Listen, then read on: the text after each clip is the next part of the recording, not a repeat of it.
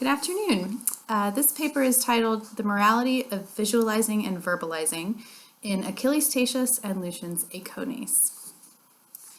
In both Achilles, Tatius's Leucippe and Cleitophon and Lucian's Eikones, a male narrator is dumbstruck by the sight of a beautiful woman. For better or worse, this narrator becomes a model of viewership for the reader in his description of the woman's appearance, his feelings toward her, and the actions he takes as a result. Both texts imply that there are moral ramifications not only in how one responds to beauty, but whether one responds to a visual or verbal experience of beauty. Yet, this paper argues, both texts maintain ambiguity regarding which experience is morally better, or what the viewer/hearer's response should actually look like, refusing to settle on either side of the visual versus verbal debate which pervades rhetorical texts, thus forcing the reader into deeper engagement with the text itself and with cultural ideas about the relative merits of the arts. In Leucippe and Cleitophon, Cleitophon is, quote, immediately destroyed, this is handout 1, emotionally and physically when he sees Leucippe for the first time. This is love at first sight. She flashes like lightning on his eyes, and waves of emotion strike him.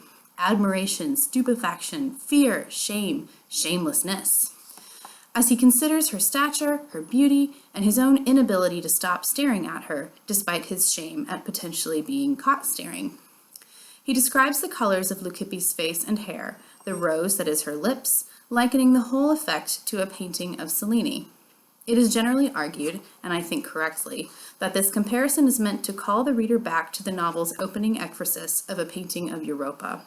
That painting is described in similar terms, and although it evokes little emotional response from the frame narrator, it does draw out Cleitophon's emotions, and results in him telling his own love story for the rest of the novel.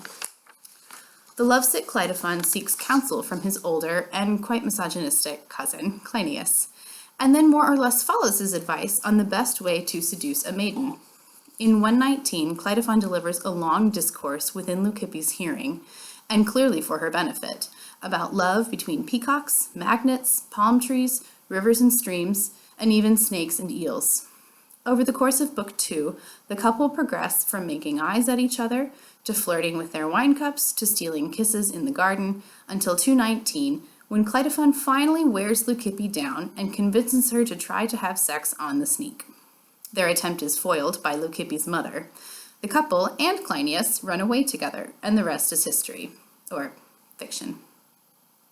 Cleinias's actions, which are eventually rewarded in the novel, are prompted by the overwhelming visual experience of seeing Leucippe with his own eyes.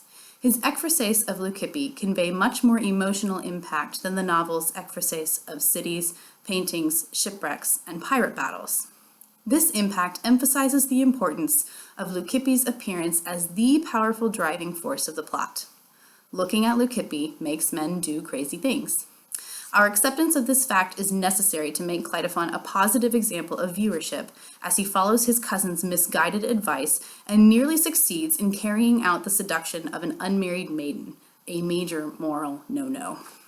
However, once Leucippe relates her newly resolved chastity, because Artemis appeared to her in a dream, Cleitophon immediately agrees and makes no further attempts on her for the rest of the novel.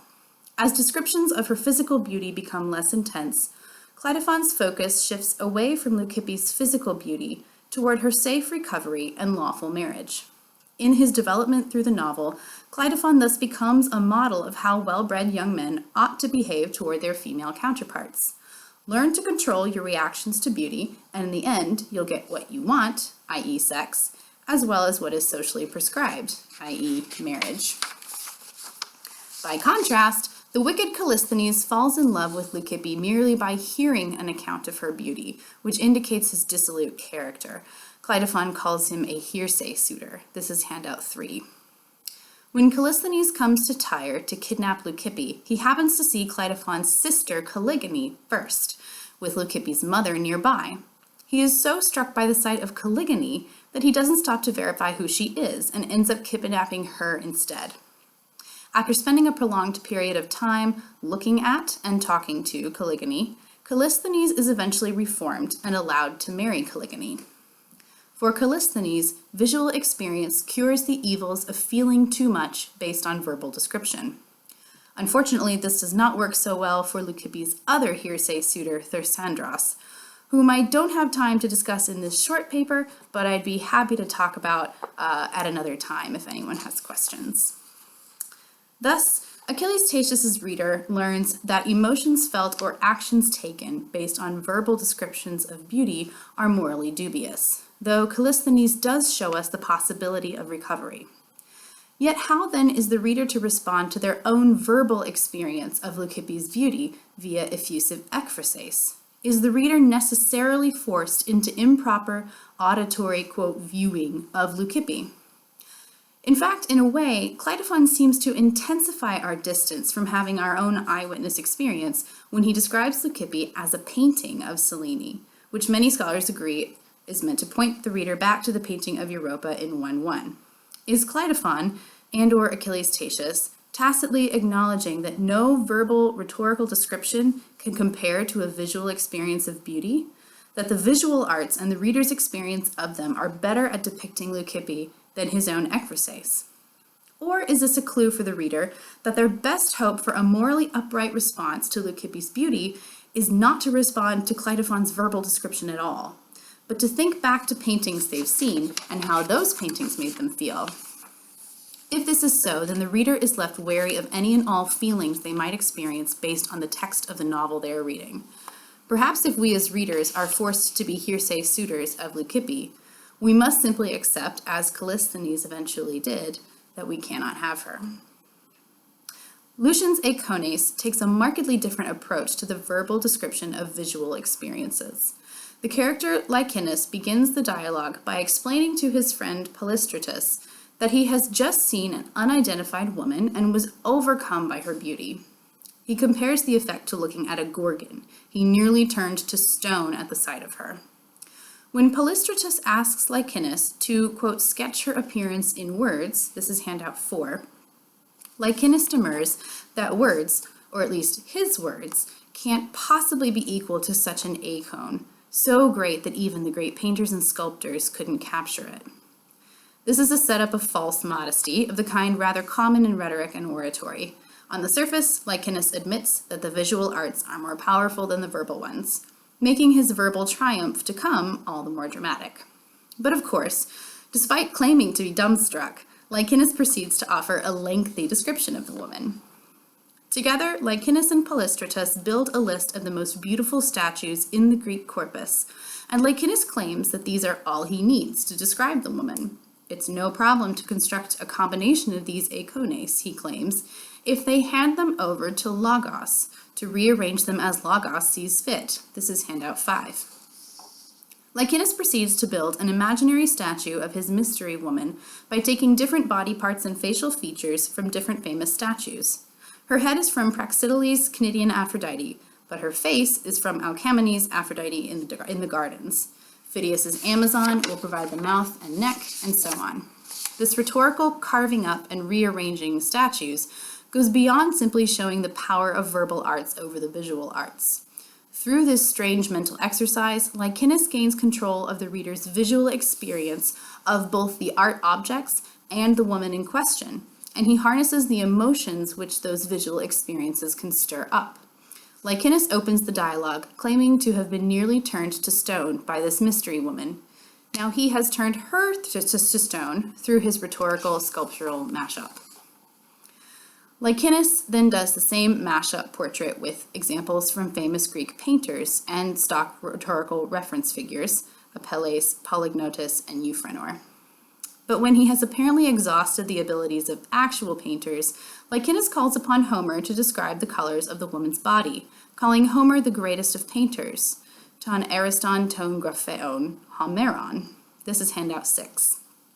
I think it is key here that Lycinus uses the word grapheos for the group that Homer is the best of. Though it normally means painter, this word can also mean writer. At the level of both subject matter and diction, Lucian is conflating the hierarchies of visual and verbal arts and putting a verbal artist at the pinnacle of all of them. Unlike our hearsay suitor, Callisthenes, in Achilles Tatius, Polystratus is able to correctly identify this woman based on a verbal description of her beauty. It turns out he has seen her and even spoken to her before. She is Panthea, the Emperor Varus's mistress. But the interlocutors are then driven by their experiences of Panthea's beauty to a much different type of action than Achilles Tatius's lovers. Rather than fall in love or make attempts on Panthea, Polystratus chides his friend for praising only Panthea's physical beauty, and suggests that they should contemplate, describe, and praise her moral character and virtues, which are far more beautiful and godlike than her appearance. This is handout 7. Quote, "The good points of her soul you have not yet beheld, and you do not know how great that beauty is in her, far more notable and more divine than that of her body."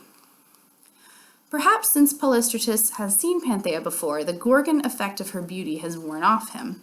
And so Eikones says, "Do a likeness of her soul and show it to me, so that I may not admire her by halves." Polystratus has already proclaimed in 11 that it is illogical not to prefer goods of the body, it is illogical not to prefer goods of the soul over goods of the body. So by extension, should we readers not privilege the art that best displays the goods of the soul, that is rhetoric, over that which displays only goods of the body, that is visual arts?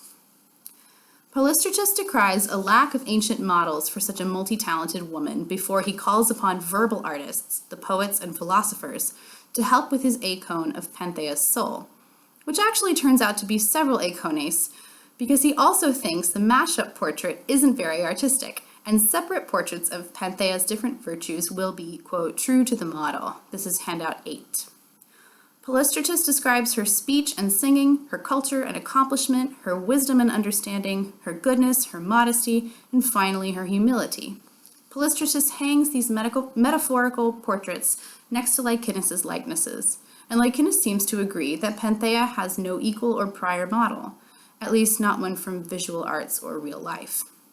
It seems verbal arts will finally have the last word here, when Eikones begins quoting Homer to say Panthea, quote, "vies with Aphrodite in looks and Athena in mind, and that none compares to her, quote, neither in statue nor mold, nor in mind, nor in anything she does." This is handout 9.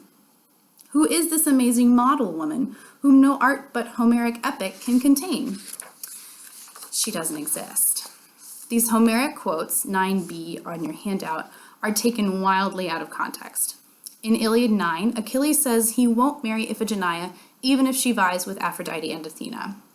And in Book 1, Agamemnon says that even his wife Clytemnestra does not compare to Chryseis in stature or mind or anything else. So not even Homer can give us one woman as exemplary as Panthea. Only Lucian can do that, and he just has in this dialogue. Polystratus closes the text asking Eikones to blend together all their portraits of body and soul in a book, which will be more enduring than the great painter's works, more pleasing to Panthea, and the most accurate type of portrait that exists. Lucian transcends the visual versus verbal art debate. At the top of the heap, he places not his art, but himself. Lucian then tells a very different story than Achilles Tatius about the relative merits of seeing versus hearing about beauty, and how best to respond to an experience of feminine physical beauty. Eikones' shocking visual experience of Panthea renders him unable to look past her appearance and inspires him to describe her outer beauty in terms of the visual arts. Though a fan of the novel might identify with Eikones in this way, Polystratus reminds the reader to search beyond what is visible in his description of moral beauty using verbal arts. In the end, he equivocates on the question of which category of arts is better, saying that the best description is one which combines the visual and verbal. Both Achilles Tatius and Lucian underscore the importance of their characters' visual encounter with female beauty as a catalyst to deep emotion and action. But each viewer-narrator is driven to verbal description of the woman he sees, and this ekphrasis is as close as we readers may get to, quote, seeing the woman for ourselves. Both texts imply that the question of whether one's actions respond to a visual or verbal experience of female beauty is a morally charged issue. It is up to the reader to decide whether their own verbal experience of reading these texts is a morally dubious one. Thank you.